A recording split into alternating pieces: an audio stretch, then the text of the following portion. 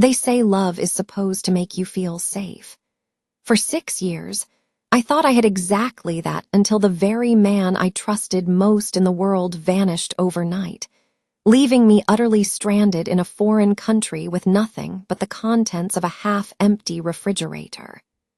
Now, I was faced with the daunting task of surviving on my own in a place where every single street was unfamiliar, and every choice I made could mean either starting a new life from scratch or completely falling apart. To truly understand the gravity of that night, you need to know how our story began. I had been married to Alden for 6 years. We met while I was working in my hometown, and he was this incredibly charming person who always appeared to be so protective, a quality I didn't recognize until I discovered the hard way that his so-called protection was, in reality, a suffocating form of control. We relocated abroad 2 years ago for a promising opportunity in his career. He had assured me with such confidence, "I'll take care of absolutely everything. You won't have to worry your head about a single thing." Trusting him completely, I quit my steady job, sold my car, and left my family and friends behind. When we first arrived, everything seemed perfectly fine. I was actively looking for work, but Alden consistently discouraged me, saying things like, "Don't rush into anything. I make more than enough for the both of us." Then, the subtle manipulations began. Anytime I bought something simple, like a cup of coffee, he would make passive-aggressive comments like, "Must be nice to spend money that you didn't even earn." He flat out declined to include my name on our apartment lease, arguing that it was simply easier that way. He promised it was only a temporary arrangement, but every single time I brought it up again, he would just laugh it off and say, "Why do you even need your name on there?" "You're with me." When I managed to make new friends, he would complain that they were negative influences who didn't truly care about me. He preferred me to stay at home, framing it as him wanting to know I was safe. A major quarrel erupted 4 months ago when I asked for his help with some paperwork so I could finally apply for a work visa. He immediately became defensive, asking, "Why do you feel the need to work? Are you implying that I can't provide for you? Or are you secretly planning to leave me once you have your own money?" I tried to explain that I simply wanted a sense of independence. He just snapped. "If you wanted independence, you shouldn't have married me in the first place." Things became incredibly tense after that. He would disappear for hours without telling me where he was going. He started locking his phone, a thing he never did before. One evening, I returned home from a trip to the grocery store to find some of his most essential belongings missing: his work bag, a suitcase, and a few items of clothing. I called his phone repeatedly, but he did not respond. Hours later, a simple text message arrived. "I've returned home. Don't worry, you'll be fine. I froze in place. I was in a foreign nation completely alone. My visa was entirely dependent on his sponsorship, and my name was not on a single legal document." I frantically texted back, asking what he meant. He replied, "You'll figure it out. You're a resourceful person." There was no explanation, no discussion. He had purchased a flight back to our native country without ever informing me. When I tried calling him again, his voice messages were cruel. "Stop acting like such a victim. I left because you're impossible to live with, and you always complain about being stuck. Now you can see what it's really like to be on your own." This revelation horrified me. I had just enough money for about 2 weeks' worth of meals. I called the landlord, but he coldly informed me that because my name was not on the lease, I had no legal rights whatsoever to the apartment. I pleaded with Alden to at least grant me some time to figure out my visa and living situation. He callously added, "That's your problem now. I'm not your babysitter anymore." He told our mutual acquaintances that I was crazy and emotionally unstable, and that if I truly loved him, I would definitely come crawling back to him, crying. I quickly realized I had two choices. I could either break down completely, or I could fight for my survival. I went straight to the embassy to explain my dire predicament. They connected me with a local women's support group. They were my lifeline, assisting me with temporary lodgings and providing essential legal counsel. I began cleaning houses to earn some extra money, all while Alden sent me infrequent text messages, swinging wildly between feigned concern and outright insults. "I hope you're eating properly. You're far too sensitive to survive out there on your own. See, I told you that you'd be fine without me. You didn't really need me after all, unless, of course, you did.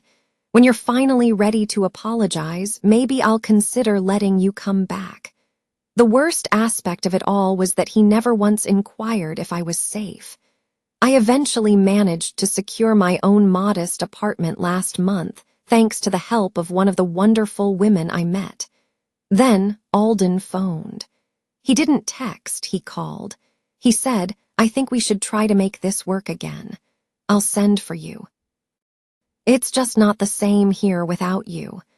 When I didn't immediately respond with joy, he added with an edge to his voice, "Don't be so stubborn.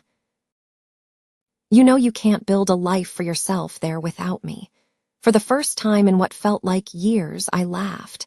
I truly, genuinely laughed. I reminded him, "You left me here with absolutely nothing. I have built everything I have now entirely without you. Why on earth would I go back to someone who so callously abandoned me?" He began ranting, accusing me of destroying our marriage over a simple misunderstanding. Then he reverted to his old gaslighting tactics. "I didn't abandon you. I gave you your freedom. You just didn't know how to handle it." I hung up the phone. I blocked him on every platform. A few days ago, I shared a picture of my new apartment online. It's just a small kitchen with beautiful sunlight streaming in through the windows. Friends messaged me, saying how cozy it looked. A mutual acquaintance later informed me that Alden saw the picture and became enraged because I appeared to be too happy. That's the moment I realized I had truly won. He left me behind, fully believing that I would crumble without him. Instead, I learned how to stand on my own 2 feet in a situation where I had absolutely nothing. I am now staying overseas permanently. My visa situation is nearly resolved, and I have a list of consistent cleaning clients. I can roam the streets without anyone watching my every step. I can sip my coffee without feeling a pang of shame about spending his money. And I sleep soundly every night, knowing that no one will vanish in the darkness and leave me adrift ever again. Yesterday, while I was heading home from work, I felt a familiar sensation of someone following me. I quickly turned a corner and spotted Alden. He said, "You didn't really think I'd let you go that easily, did you?" My blood ran cold, and I could smell his cologne, the same expensive fragrance he always wore. I clutched my keys tightly between my fingers, just as I had learned in the shelter's self-defense training. My heart was beating so violently that I feared it was going to burst right out of my chest. I backed away slowly, moving toward the corner shop where Mr. Alden always worked in the evenings. Alden moved closer, and the smile on his face made my skin crawl. I turned and dashed into the store, the small bell above the door sounding like a desperate alarm. Mr. Alden looked up from his newspaper, and his pleasant smile instantly faded when he saw the terror on my face. Alden entered right behind me, all charm and phony concern. He informed Mr. Alden that he was my husband, that we'd had a minor argument, and that he had come all this way just to take me home.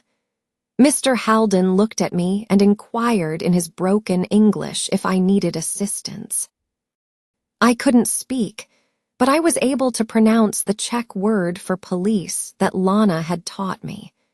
Mr. Alden immediately grabbed his phone and positioned himself between me and Alden. Alden's good guy disguise dropped in an instant, and he started screaming at me to stop causing a disturbance. He insisted, "We're married, we just need to communicate." He lunged for my arm, but Mr. Alden held him aside while shouting rapidly into his phone. 2 police officers arrived in less than 5 minutes because the station was only 3 blocks away. Alden went right back into his worried husband mode, whipping out his phone to show them our marriage certificate. He kept repeating that it was all a misunderstanding and that his wife was just confused. The officers looked at me, and with trembling hands, I pulled out my residence permit. I showed them Alden's messages on my phone, the ones in which he stated I'd figure it out and that I was resourceful. The younger officer's face hardened as he read through them. They requested someone who could speak better English, and Detective Stefan Brenner arrived 20 minutes later. He immediately separated us, leading Alden to one corner while another officer stayed with me. I showed Stefan everything. The paperwork from the women's shelter, my work papers from Selina's cleaning agency, and screenshots of every single one of Alden's texts. My hands wouldn't stop shaking, and I was constantly dropping the papers. They drove us to the station in separate cars. I sat in a small, sterile room alone, hearing Alden's voice through the thin walls. He was telling them I was unstable, that I had refused to come home with him, and that he was simply a concerned spouse. I texted Lana using fingers that could barely type the words. She arrived in less than an hour with a huge folder of papers. She had copies of my shelter intake documents, pictures of me looking half-starved when I first arrived, and staff comments detailing how Alden had abandoned me. She sat beside me, holding my hand as we waited. Stefan returned after what felt like an eternity with a frustrated expression on his face. He explained that Alden had booked a 2-week stay at the Hotel Imperial, and they couldn't legally force him to leave Prague. They had cautioned him about the stalking laws and instructed him to stay at least 100 meters away from me. Alden would have to go to court if he wanted to fight it, but for the time being, it was all they could do. The station door blasted open, and Selina dashed in, still in her cleaning uniform, her face flushed with rage. She grasped my shoulders and examined me as if she were looking for injuries before turning to Stefan.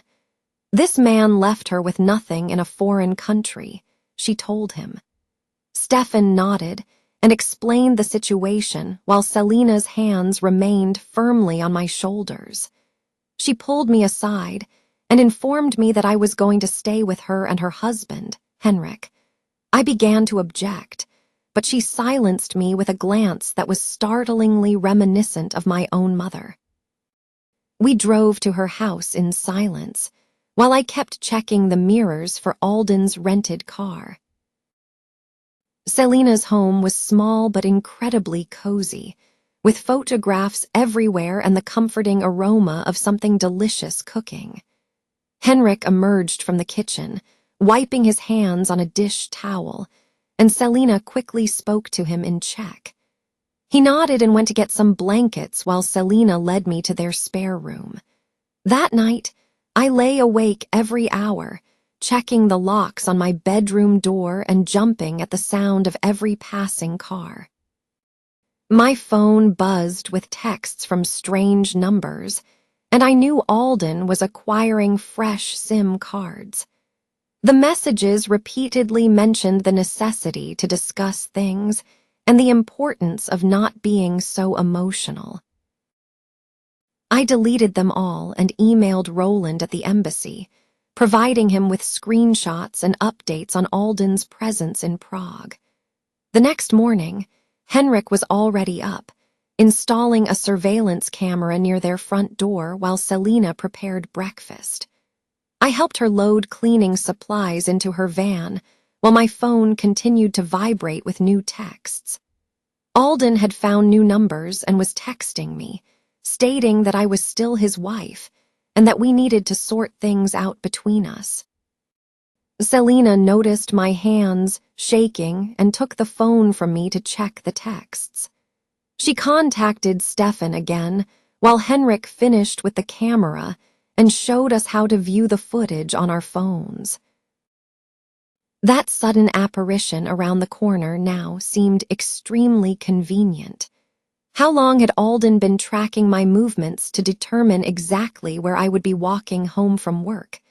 As we drove to our first cleaning assignment at an office building near the city center, I couldn't stop thinking about how he had so quickly tried to charm Mr. Alden. I was sweeping the lobby when I noticed it through the large glass doors. Alden's rental car was parked directly across the street. He was seated in the driver's seat, looking up at the skyscraper and taking pictures with his phone. My hands became so shaky that I dropped the mop handle, and it clattered loudly against the floor. Selina dashed in from the back and noticed where I was staring. She immediately took out her phone to call the police while I took a photograph of Alden sitting there. Stefan arrived 20 minutes later, walked over to Alden's car, and we observed from inside the building. Alden rolled down his window, and I saw him gesturing and pointing toward the building. Stefan stood there for a long time, chatting with him before forcing him to hand over his phone. Alden deleted something while Stefan watched, then started his car and slowly drove away.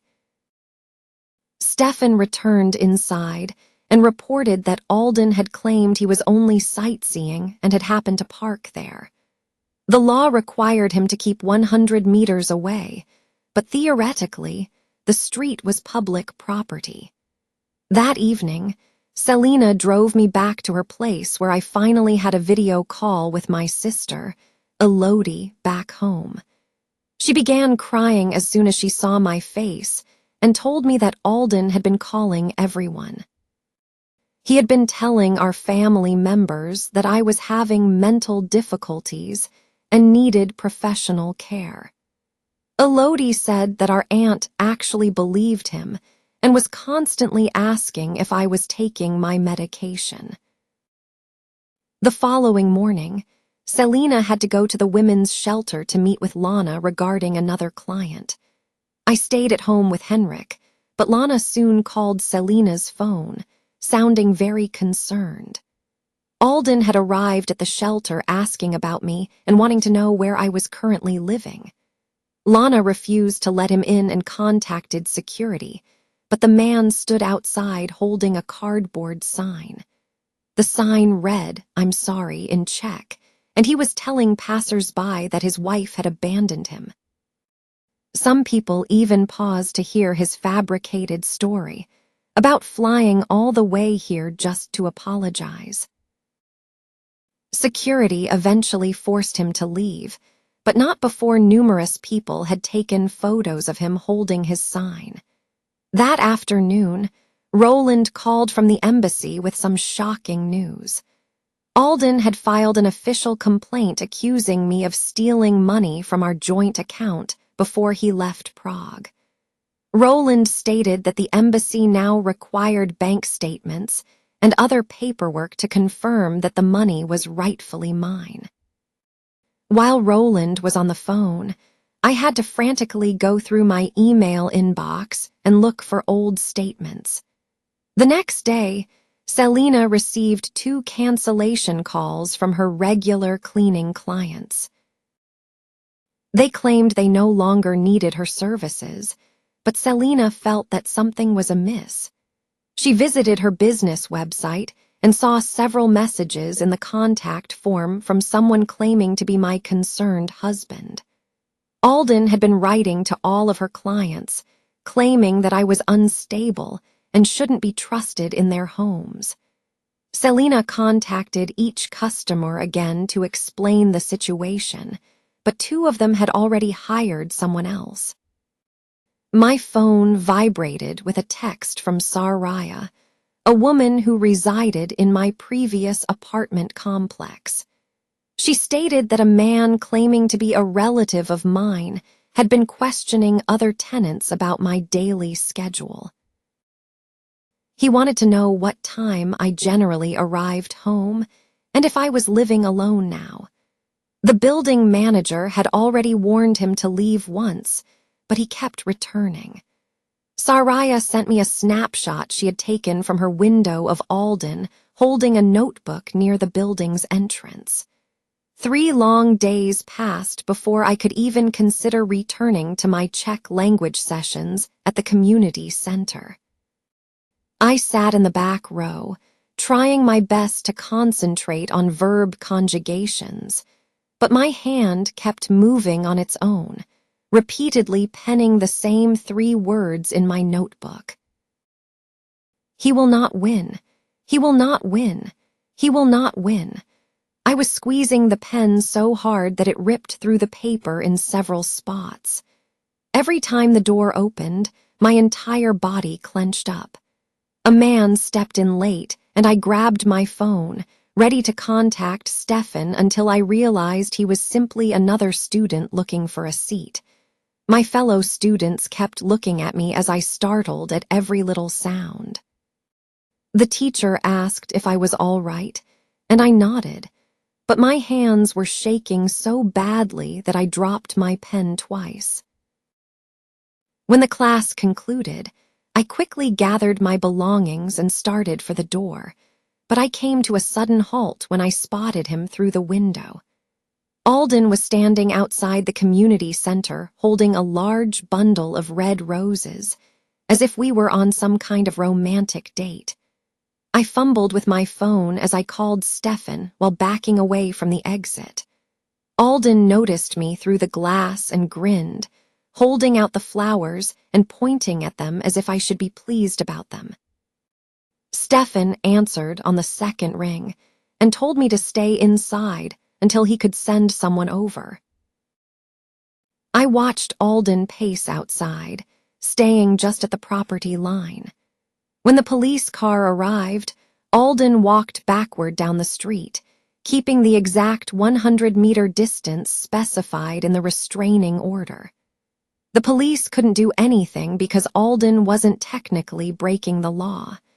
He followed me all the way to the tram stop, carefully counting his steps to stay legal, and those foolish roses remained clutched in his palm the entire time.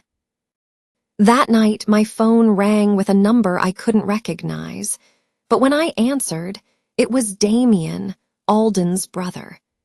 He sounded very disturbed and stated that Alden had called to beg him to wire money to Prague, which was strange.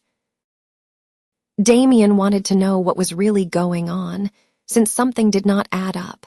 When I told him about the restraining order and the stalking, Damien went silent for a long time.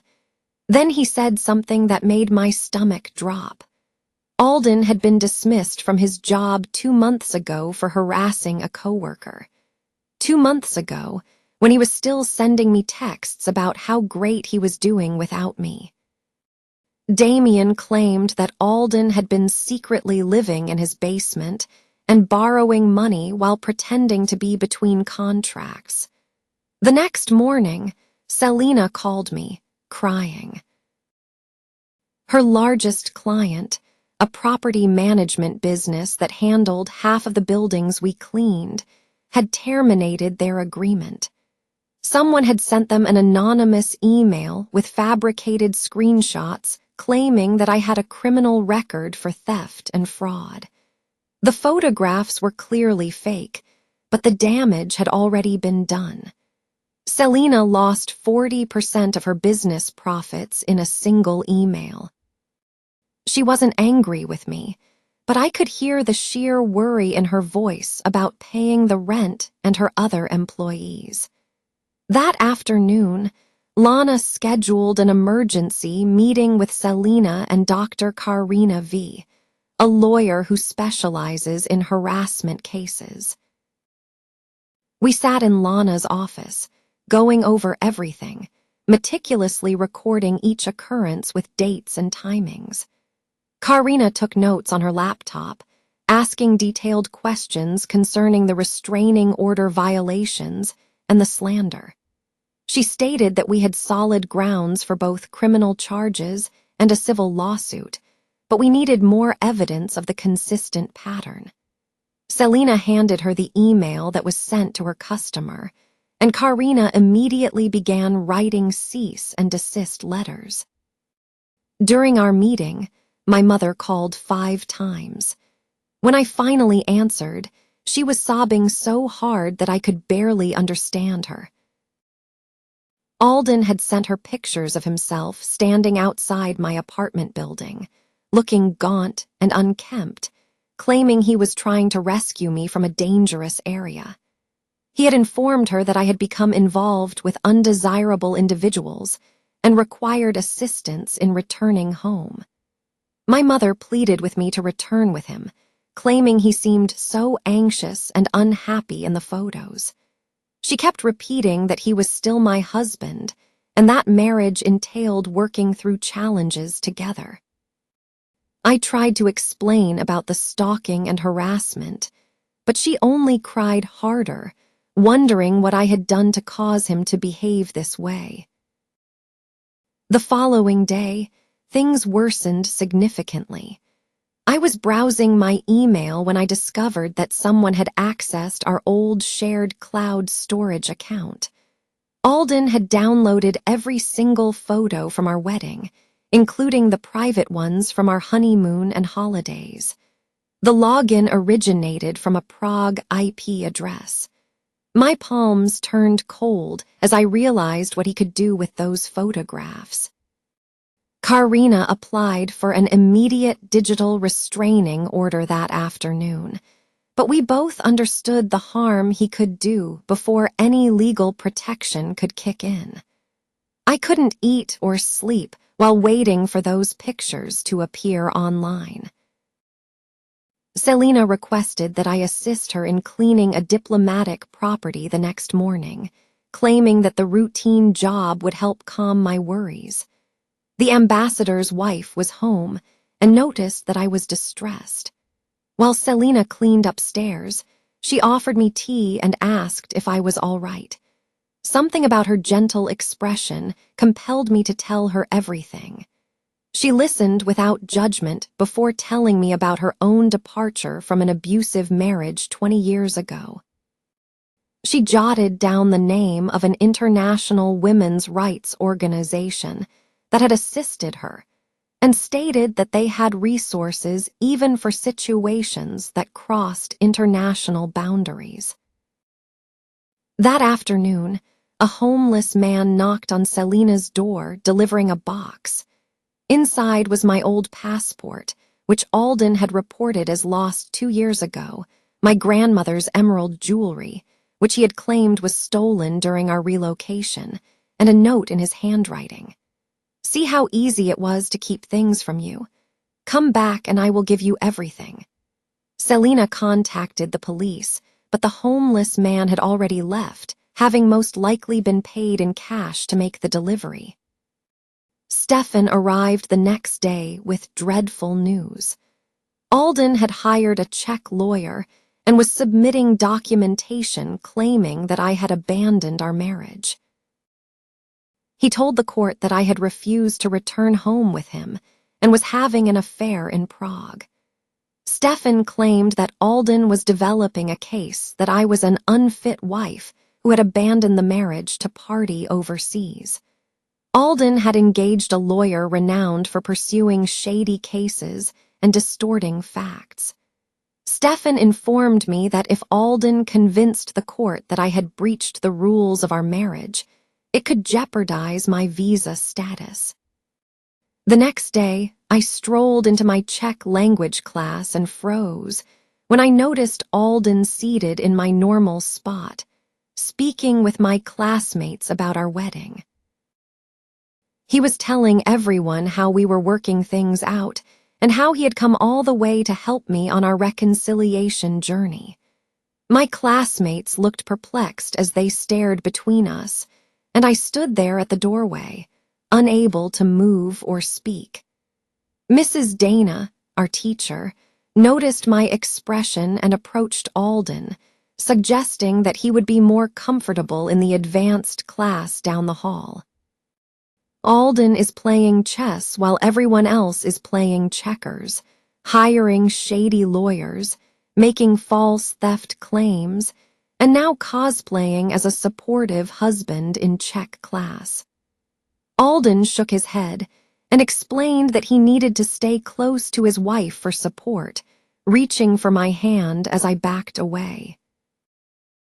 Two of my fellow students, women who had become acquaintances in the previous weeks, surreptitiously rearranged their seats to create a barrier between Alden and my customary seat. I sat between them while Alden continued to brag about our love to anyone who would listen, his voice growing louder each time I refused to look at him. The session lasted for 2 hours, with Alden frequently interrupting to ask me questions in front of everyone, pretending we were a happy couple. When class finished, I raced out first, but Alden followed me down the street, yelling my name until other students intervened. 3 days later, as I was heading back to my apartment, I heard screams and saw Alden on the ground outside my building, clutching his chest. Paramedics were already approaching, and Alden gasped as he realized his wife needed to accompany him to the hospital.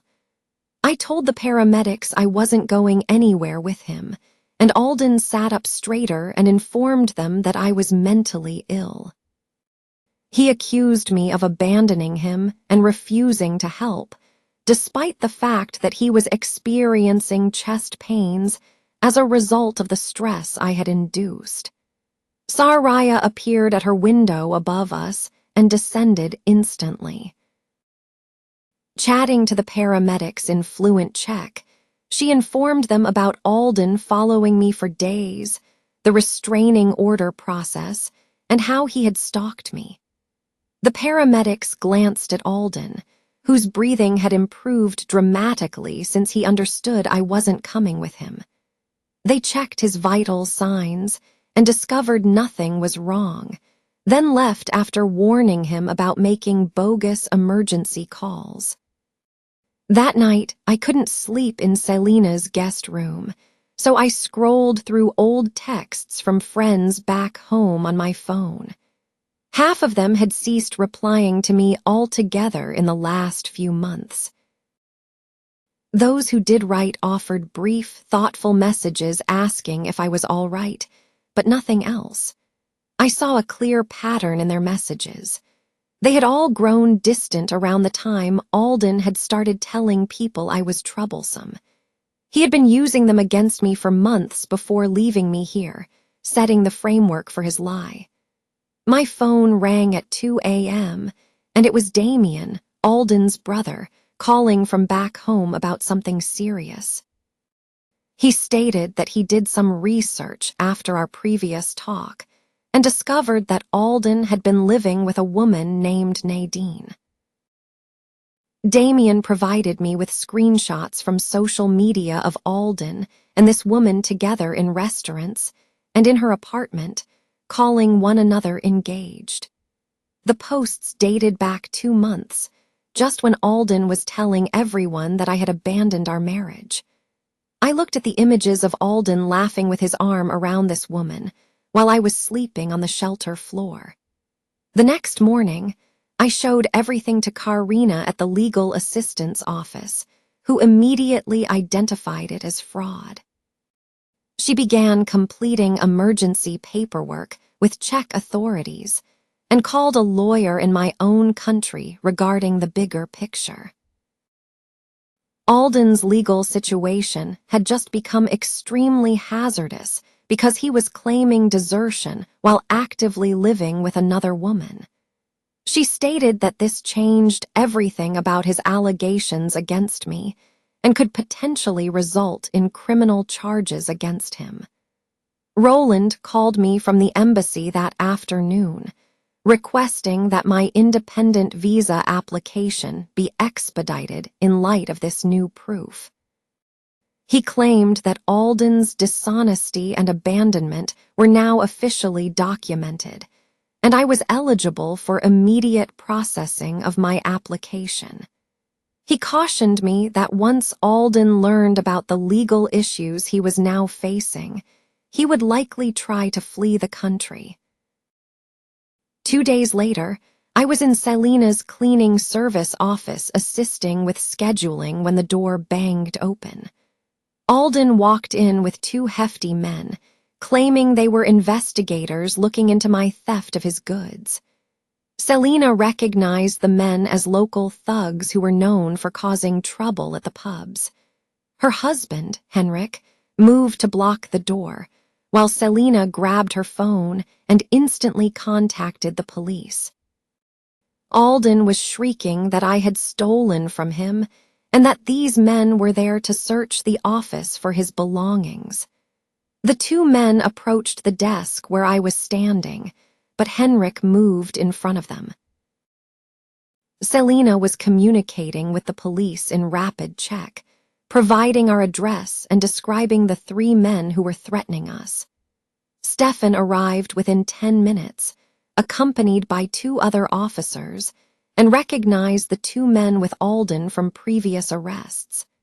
They arrested all 3 for intimidation and attempted extortion, and Alden screamed that I was lying about everything.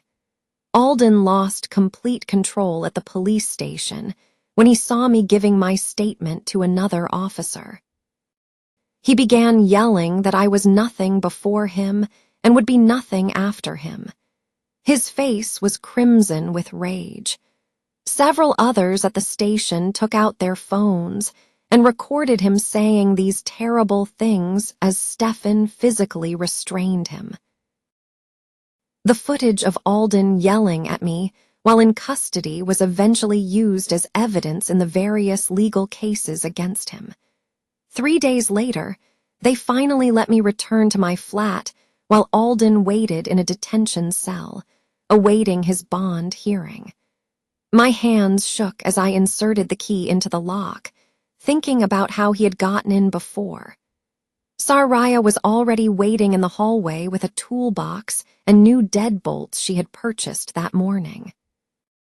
She assisted me in changing every single lock, while telling me how Alden had knocked on every door in the building, hoping to find someone who would believe his claim about me being mentally disturbed. Nobody did. The elderly couple from upstairs came down to check on me and claimed they'd seen right through him when he appeared all worried. Even the building manager stopped by to say he'd previously informed the police about Alden attempting to obtain a copy of my key by claiming to be my husband who had locked himself out. While Saraya drilled the new locks into place, I realized my neighbors had been keeping a watchful eye on my door the entire time I was gone, since there were notes slid under it instructing me to call them if I required anything. The next morning, Lana brought me up early to meet with Karina, a specialist in recording abuse cases for court. We spent 6 hours in Karina's office reviewing every email, text, and bank statement from the previous 2 years. Karina had a way of asking questions that made me recall things I had pushed down. Alden, for example, had been gradually withdrawing funds from our joint account for months before leaving. She showed me how to make a timeline on a large whiteboard, marking each episode with a different color marker. Red stood for financial abuse, blue for isolation methods, and green for gaslighting. By the end, we had covered the entire board with colors. That's when we realized Alden had been preparing this for at least 4 months.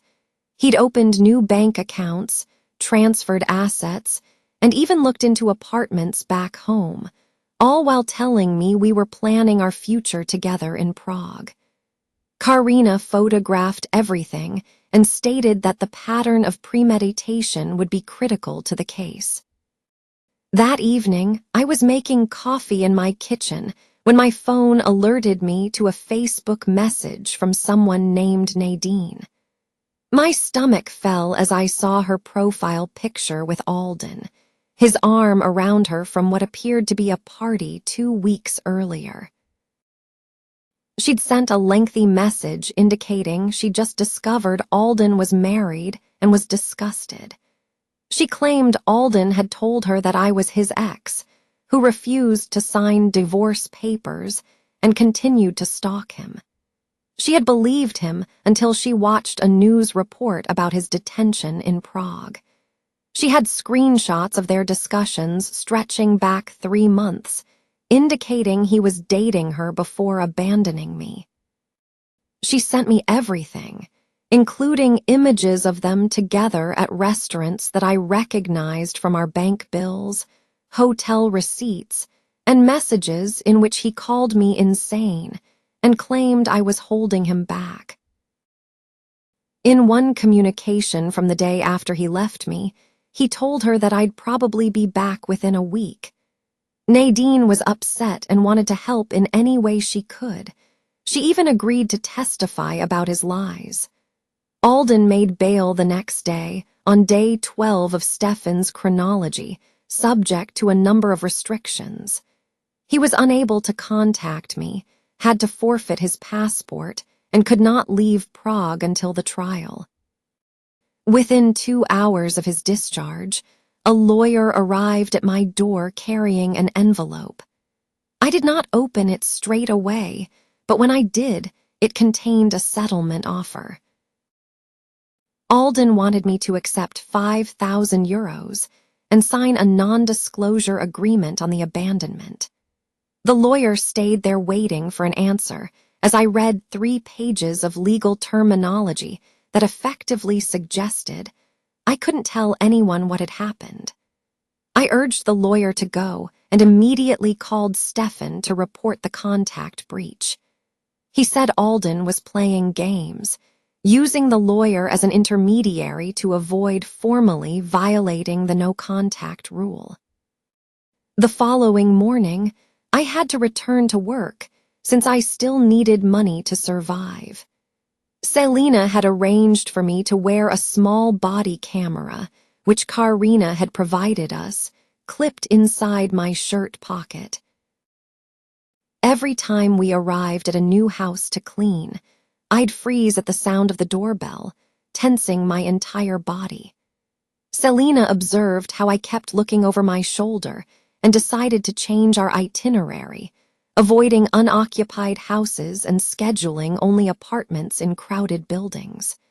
She parked where we could see the van through the windows and kept her phone ready to contact the police. At one place, a man answered the door and I nearly ran before understanding it was the owner. Selina had to take over talking to clients because my hands were too shaky to jot down schedules. She never grumbled, just calmly reorganized everything, so I felt safer. On day 13, things worsened. Alden's lawyer launched a countersuit, saying I was the true abuser and that I was holding Alden captive in Prague with bogus claims to prevent him from returning to work. Nadine discovering Alden's detention through a news report appears to have come at a strangely appropriate time, exactly when proof is most required. Alden's chest-clutching performance for the paramedics has me wondering how many times he's used that technique before. The newspapers claimed I was killing his career and reputation out of spite. Karina had warned me about this, referring to it as DARVO, which stands for deny, attack, reverse victim, and offender. When confronted, abusers frequently attempt to spin a story. According to her, the countersuit alleged that I deceived the police with phony tears and that Alden was the true victim. It even stated that I had plotted the entire incident to exact revenge on him for abandoning me. The arrogance of it enraged everyone in the support group. But Karina remained calm, claiming that Alden's desperate move revealed he was losing. Then something unexpected occurred. Damien, Alden's brother, arrived at my apartment complex carrying 2 cardboard boxes. I hadn't seen him since our wedding and at first didn't recognize him. He appeared fatigued from the travel and stated that he would arrive as soon as he learned what Alden had done. He'd packed boxes full of evidence, including Alden's true financial documents, which he'd hidden at their mother's house, printed emails in which Alden boasted about his plot to teach me a lesson, and most startling of all, a termination letter from Alden's employer. Alden had been dismissed 6 weeks ago for stalking a female coworker. Damien stated that he could not stand by and watch his brother destroy another woman's life. He had previously contacted Stefan and was prepared to testify. The brothers reunited at Damien's hotel the next evening. Alden had discovered Damien was in town and showed up shouting in the foyer. The hotel's security cameras caught everything, including Alden grabbing Damien's shirt and pushing him against a wall. Damien remained calm and kept his phone recording in his pocket while Alden threatened to ruin his life, tell their mother lies about him, and make him regret choosing my side. The security guards had to separate them as Alden screamed that Damien was a traitor and that the family was meant to stay together. That was when Alden spoke the words that altered everything. He yelled that he'd just left me abroad to teach me a lesson, that I needed to understand my place, and that I should have returned by now. Damien's phone recorded every word in good audio. The security guards prepared a report and handed Damien a copy along with the security footage. On day 14, Roland from the embassy called me early in the morning and asked me to come in immediately. When I arrived, he had my new visa ready, independent of Alden's sponsorship. He stated that the growing evidence had allowed them to expedite the procedure. He also provided me with a package of material on filing charges in our own country for fraud and abandonment. Apparently, Alden had classified me as a dependent on his taxes while claiming we were separated, which was federal fraud. Roland had been cooperating with officials back home to establish a case. He said Alden was likely to face prosecution in both nations. That evening, when we finished our cleaning route, Selena and I sat in her small office and shared tea from her thermos. She told me she had been where I was 20 years ago, transported to the Czech Republic by a man who promised her everything, but then abandoned her with nothing. She'd launched her cleaning firm with the intention of hiring ladies like us, people who wanted work right away and didn't care about their backgrounds. She showed me a photo album filled with images of women who had worked for her over the years, many of whom had gone on to start their own businesses or careers. She said that her company was never just about cleaning houses. It was about giving women a chance to get back on their feet after being knocked down. The next few days were a haze of meetings and paperwork. Lana's lawyer buddy called me frequently with updates on the case against Alden. She stated that prosecutors in Prague were working with officials back home to coordinate charges. Alden was facing serious charges for stalking, intimidating, and employing those men to intimidate me. Back in our own country, they were looking into fraud and abandonment accusations. The legal net was closing around him faster than I had anticipated. Meanwhile, Alden's financial situation worsened quickly. The posh hotel where he was staying called the police station and demanded payment because his credit card had been refused. His lawyer informed the court that he required more money up front to continue representing him.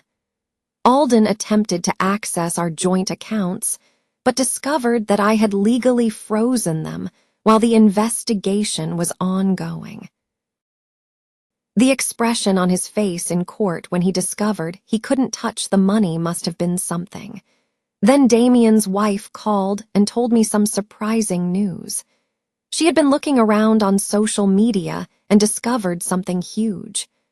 Alden's first wife, whom he had always claimed perished in a car accident years ago, was actually alive and living in Canada.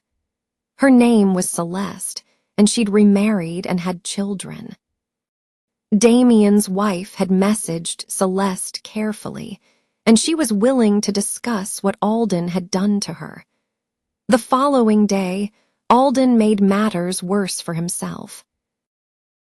Despite having to forfeit his passport as part of his bail conditions, he attempted to flee. Police apprehended him at the German border with a phony ID he'd obtained. That breach resulted in his immediate imprisonment pending trial. I observed from Lana's lawyer's office as they confirmed his arrest on the phone. He was going straight to jail this time. No more bail. To restore my legal freedom, I needed to go to the embassy and fill out paperwork.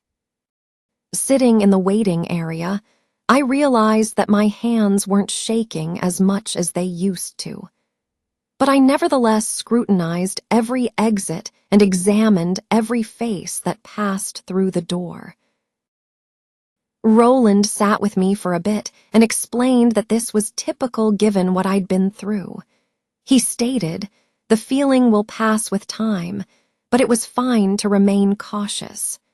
2 days later, Celeste and I spoke via video call. She appeared fatigued but resolute as she told me her story. Alden had done the exact same thing to her 10 years before. He had isolated her from friends and relatives, drained her inheritance of about $50,000, and then vanished when she began to inquire about where the money had gone. She had rebuilt her life in Canada and wanted to help me. She said something that stayed with me. She told me I was already stronger than I realized since I had survived him and was still standing. Alden's lawyer used a novel technique in court that even the judge found perplexing. He stated that I had planned everything to take Alden's riches and gain sympathy for immigration purposes. He claimed I had put Alden up to seem terrible so I could stay in Prague. The court genuinely asked him if he was serious, especially because Alden had just been apprehended with a fraudulent passport while attempting to exit the country. Stefan called to tell me they had discovered additional proof. Alden's laptop proved that he had been investigating stuff for months before leaving me. Since January, his browsing history included searches for how to strand a spouse overseas and abandonment laws in the Czech Republic. He had been planning this for half a year. The premeditation made things considerably worse for him. Throughout all of this legal nonsense, I continued to live my life. Saraya from next door began coming over in the evenings. I taught her some English words, and she helped me with Czech pronunciation. We laughed so hard when I tried to speak specific words. One night, I realized I hadn't laughed so hard in years. Really laughed, not the phony, polite laugh I'd learned to give around Alden. I was creating a life that he never imagined I could have. The biggest break came when the two men Alden hired agreed to negotiate a deal with prosecutors. They disclosed that Alden promised them money from my claimed inheritance. The problem was that I had no inheritance. My folks are typical working people who cannot afford to leave anyone. The men have recordings on their phones of Alden explaining his entire scheme. He had instructed them that he needed to scare me so much that I would run back to him desperate and shattered. He'd indicated that once I was back under his control, he'd have access to my family's money, which he'd made up in his imagination.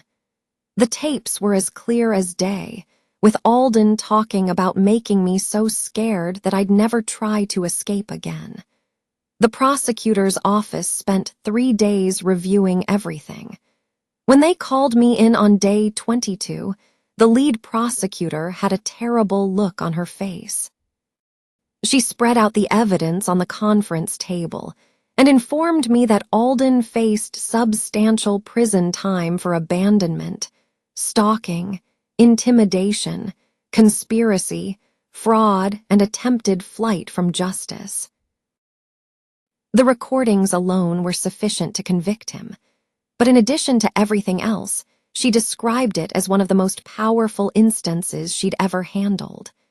I sat there staring at the papers, photos, and transcripts, feeling neither glad nor sad, only empty and tired.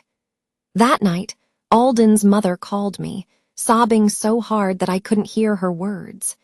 She continued screaming that she knew Alden was difficult, but prison would ruin him. And could I please drop the charges and return home? She acknowledged she'd always known he struggled with control, but it was just how males in their family were, and I should have been more understanding. I informed her as gently as I could that Alden's decisions had wrecked our marriage and nearly destroyed me, and I couldn't protect him from the consequences of his actions. She hung up on me. The following morning, Selena called with news that made me grin for the first time in weeks. The embassy had approached her for a cleaning contract for all of their offices and residential buildings. They were thrilled with how she handled the entire situation with Alden and wanted to work with someone they trusted. The deal was worth 3 times what Alden had cost her when he scared away her customer. 2 days later, I walked through the outdoor market outside my flat for the first time since Alden arrived in Prague. My hands shook slightly as I selected veggies, bread, and cheese, foods I wanted to eat rather than those Alden would have approved of. Damien arrives with boxes of evidence as if he's giving the world's worst care present to his brother. Happy Karma Day, Alden. Here is proof that you are bad. I bought peppers despite his hatred for them, chocolate despite his claim that it made me fat, and wine despite his belief that women who drank alone were sad. The vendor smiled at me and offered some complimentary herbs, and I walked home feeling as if I'd gained a minor victory over the voice in my head that still sounded like him. The bail hearing occurred the following week, and Alden utterly lost it in court. He began screaming that the entire Czech legal system was working with me against him, and that everyone had been paid or threatened. His lawyer attempted to calm him down, but Alden turned on him and fired him directly in front of the judge, stating that he would represent himself because everyone was against him anyhow. The judge quickly rejected bail and escorted Alden from the courtroom while he continued to shout about corruption and lying. I began teaching English at the shelter 2 days after that.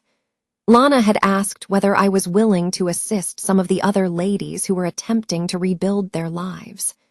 The majority of them were refugees or abuse survivors like myself, and they required language skills to find work.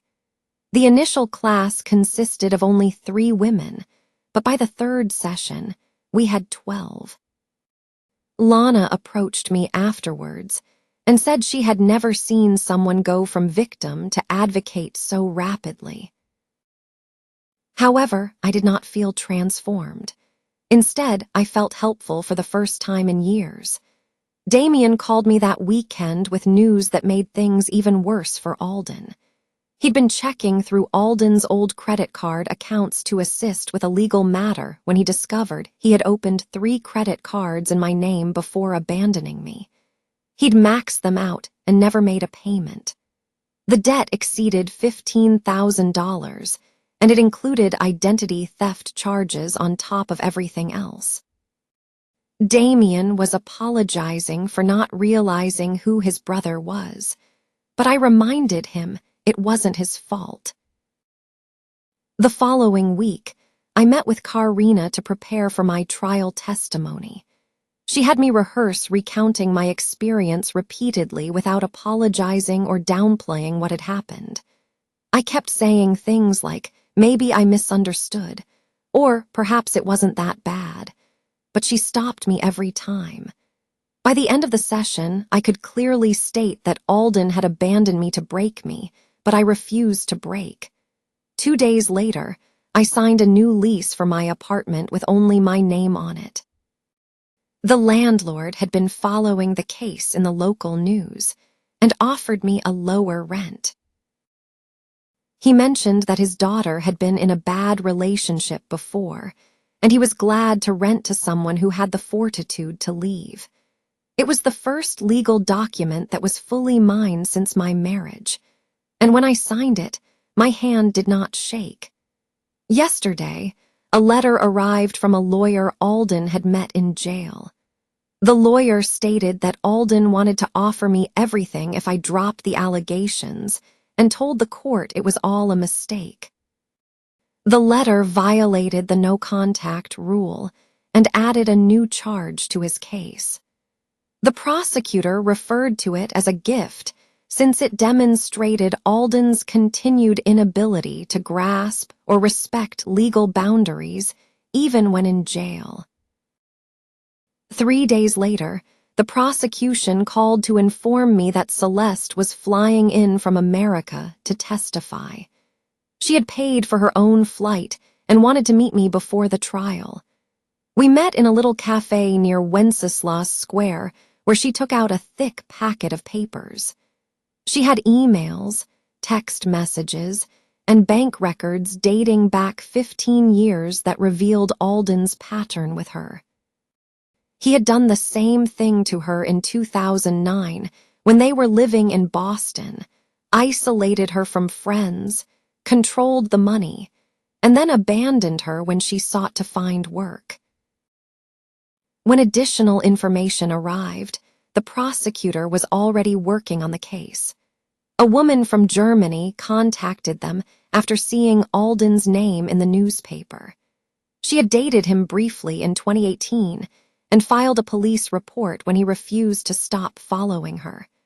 The pattern was now so obvious that even Alden's lawyer was uncomfortable reading it. My phone started buzzing with texts from family members I hadn't heard from in years. My sister Elodie wrote to say she had booked a flight to Prague for next week. My mother called weeping, stating Alden had been phoning her for months before leaving me. He told her I was unstable, and she believed him. She repeatedly apologized till I had to hang up. Stefan called 2 days later with news that made my stomach plummet. Alden had attempted to hang himself in his cell with torn bed sheets. The guards discovered him in time and brought him to the medical wing. His court-appointed lawyer requested a psychiatric evaluation, stating Alden was experiencing a mental collapse. Some others in the support group claimed it was all manipulation, but I couldn't sleep that night. I was wondering if I had pushed too hard by pressing charges. Selena stopped by my flat when she noticed I wasn't eating. She sat with me, reminding me that Alden made his own decisions. She maintained his acts were not my fault, not the desertion, the stalking, or this. But I still felt terrible thinking about him in that jail. The psychological evaluation lasted 3 days, and the results helped me understand things better. The psychiatrist diagnosed Alden with narcissistic personality disorder with antisocial characteristics. His practice of abandoning and stalking women is likely to continue without strong action. It was not about me, Celeste, or the woman from Germany. It was all about control. And when we escaped his grip, he couldn't take it. The same day the report was released, another woman appeared at the prosecutor's office. Her name was Nadine, and she had been dating Alden just before his incarceration. She brought her laptop, and his search history was still preserved in the browser. For weeks, he'd been looking up ways to teach his girlfriend lessons and make her miss him. She discovered her passport stashed in his flat after he was detained. She was meant to be his next victim. The prosecutor added her proof to the mounting pile.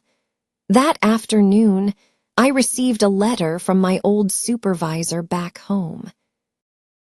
She'd heard about everything through mutual contacts and wanted me to know there was a job waiting for me if I wanted it. The letter stated that they will cover my moving expenses and assist me in settling in. I sat there holding it, thinking I had options now. I could stay in Prague, where I had started a new life, or return home on my own terms. Alden's new lawyer attempted to argue that he was mentally unfit to stand trial, but the prosecutor showed all of Alden's preparations before departing me. The airline ticket he bought weeks in advance, the money he gradually transferred out of our joint account, and the apartment lease he signed back home before leaving. Every detail demonstrated clear thought and design, not mental disease. The court denied the insanity plea and scheduled the trial for next month. Elodie arrived at Prague's airport 3 days later, and I went to pick her up.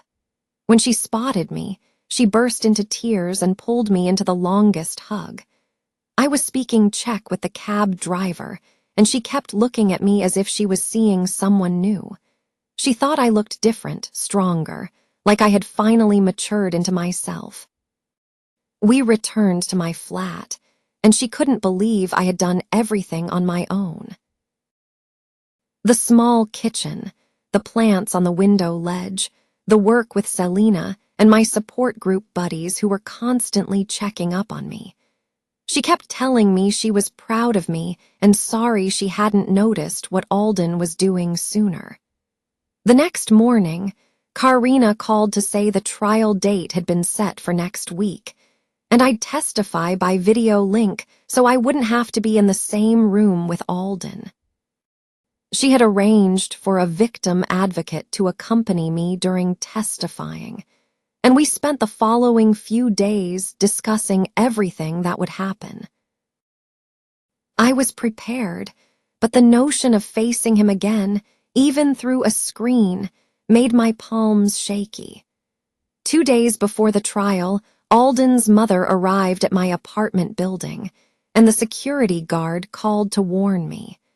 I went down to the lobby where she was clutching a box containing Alden's childhood photos and what appeared to be medical information. She began screaming as soon as she spotted me and pushed the documents at me, claiming that physicians had diagnosed Alden with conduct disorder as a child and that he was sick, not evil. I read the reports of him injuring animals and starting fires, and reminded her that being unwell did not give him the right to harm people. She begged me to dismiss the charges, but I remained calm and stated that the court would determine what happened next.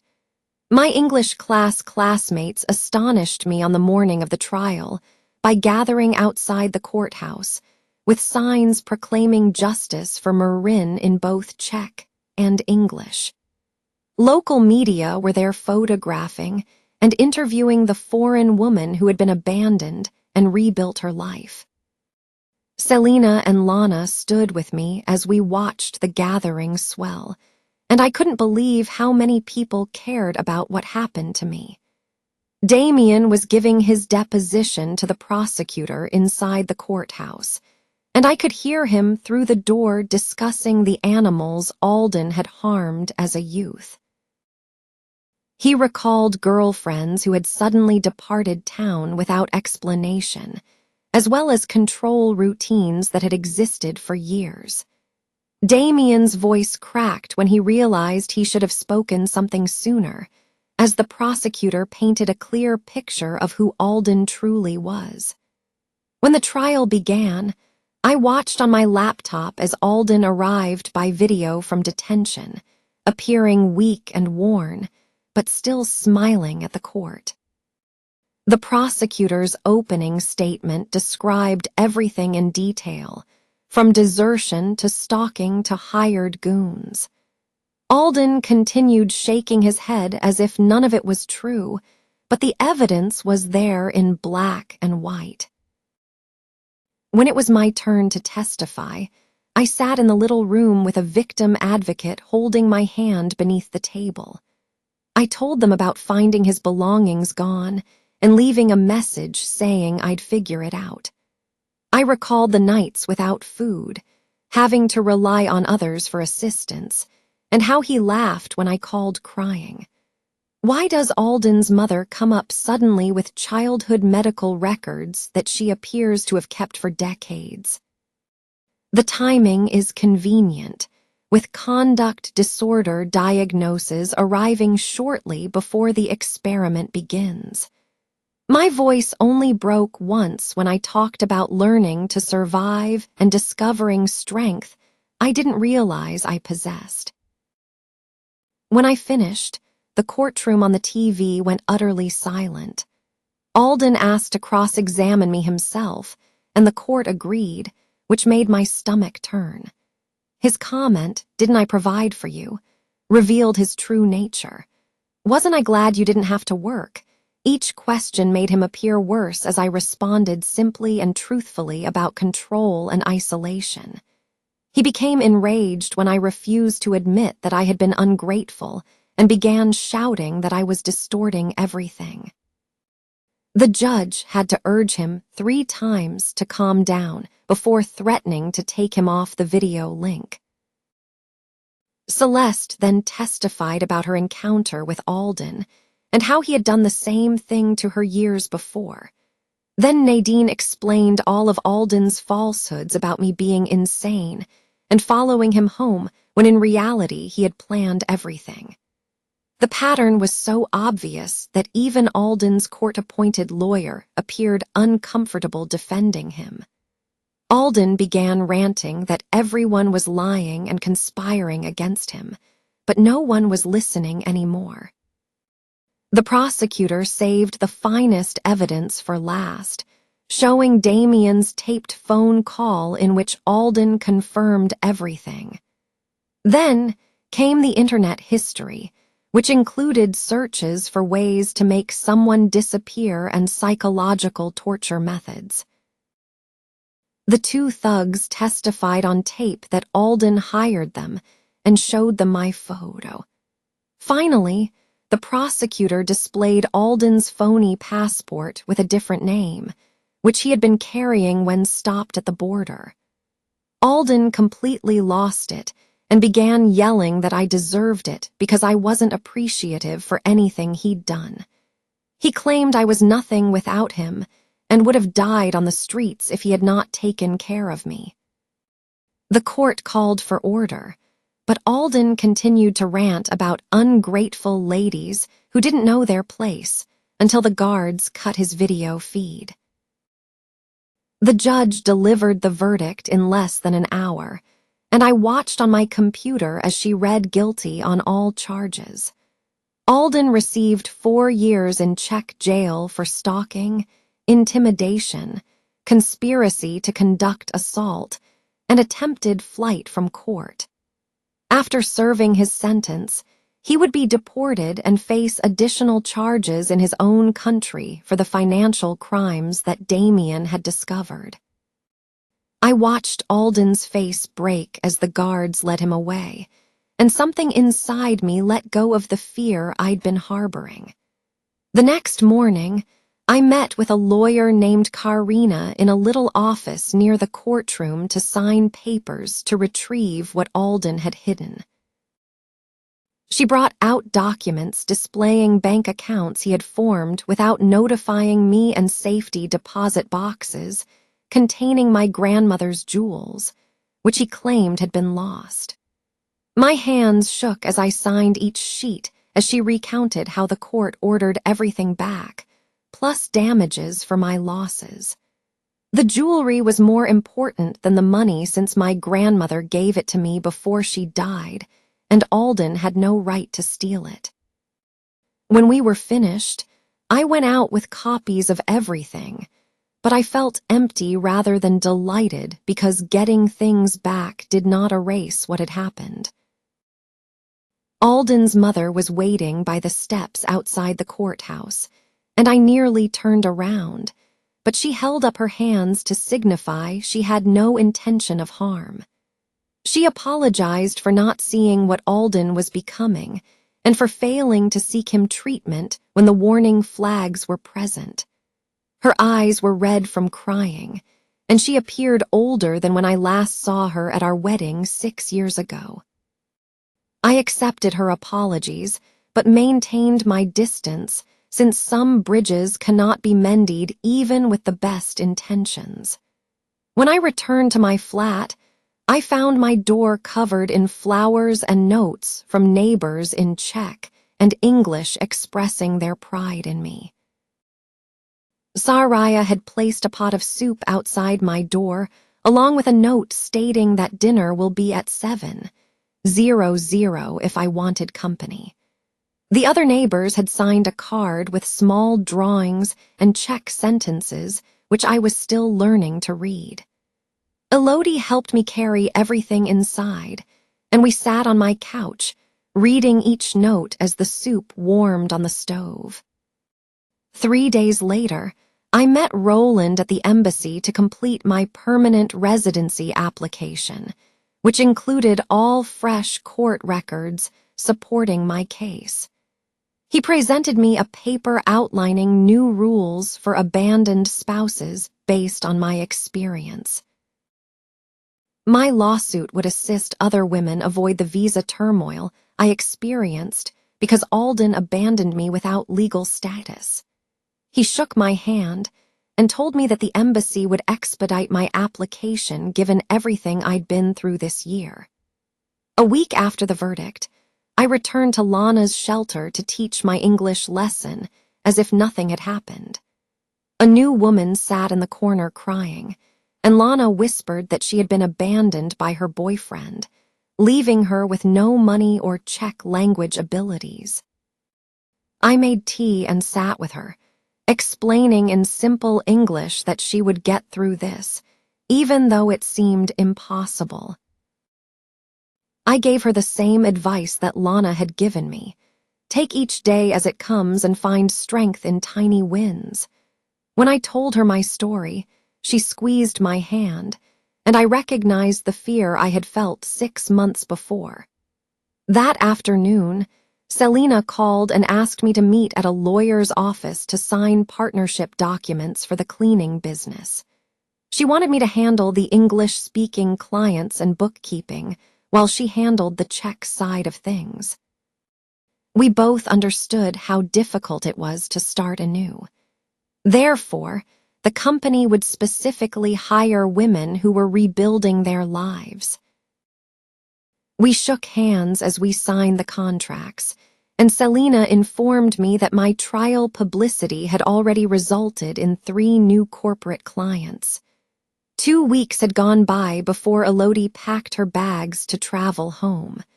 But first, we painted my apartment walls a bright yellow.